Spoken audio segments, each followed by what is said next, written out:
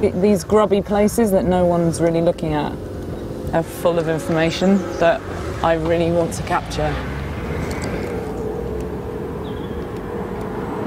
I'm liking that it looks like leaves, it looks like a lunar landscape.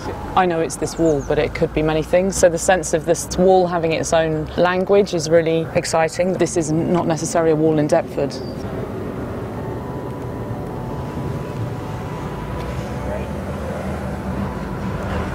I'm interested in looking at the body and looking at the skin and looking at how our image, I'm using my body in my work, how we can go beyond appearance. So it's not just what you see, it's what can the body become.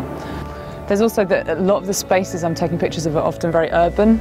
Obviously my body is an organic form and these forms aren't organic, so how do the two have a relationship? Well, I've always been doing artwork all the way along, but I hadn't really put it into a place that was real, I guess, and kind of out in the world until about 4 years ago. I did an MA here. It felt like a very safe place for me to be doing a course of the nature that I chose to do.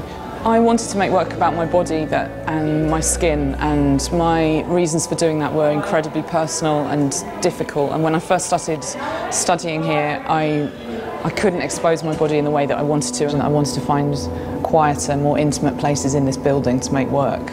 Because of the nature of the glass everywhere, the only places in this building that are dark are the changing rooms or our toilets. So I ended up making work in a corner in this toilet, which is just here. Always had this fascination with performance artists and body in performance, always.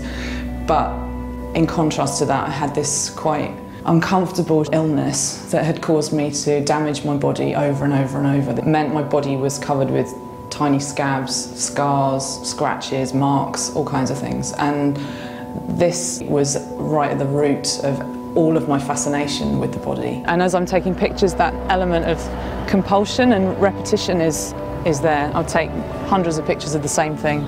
For this sort of gentle dance to happen with a demon, it wasn't going to happen in spaces here. To kind of go out into the kind of mess of where we are in the world. We are surrounded by interesting, intricate, tiny details all the time. This wall is full of them.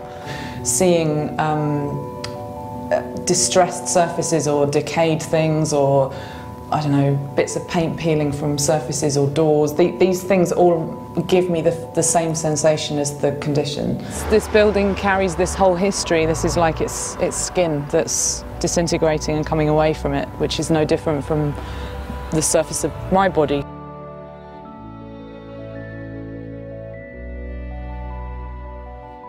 There's also a sense in my work that I'm taking photographs, and that's become something very particular. A photograph is a fraction of a second in time. It's my body at that point, at that age, in that space, completely unique, and it's frozen.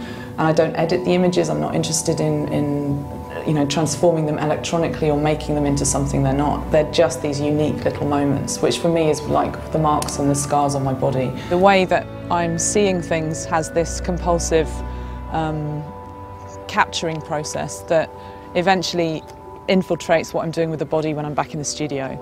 I could be doing this anywhere, but there is something quite unique about the grubbiness of London that I love. I wouldn't want to live anywhere else. London is the place I am most at home and feel most creative. And there is a real sense of community of people that are doing all kinds of interesting things. I couldn't exhibit in the way that I do here. There are independent nights where I can show things as an emerging artist and feel supported. It can be kind of small fry in this big city. It doesn't feel like it has to be this big monumental thing. It can be a more discreet thing or something to learn from, rather than feeling you have to do something super. I started to look at these dances as intricate micro dances. You know, the macro dances happening on a massive stage in a big theatre, micro dances can happen in the most intimate way. So this dance is with my skin and with my surface, and it's the smallest dance I can do, literally my fingernails on my body.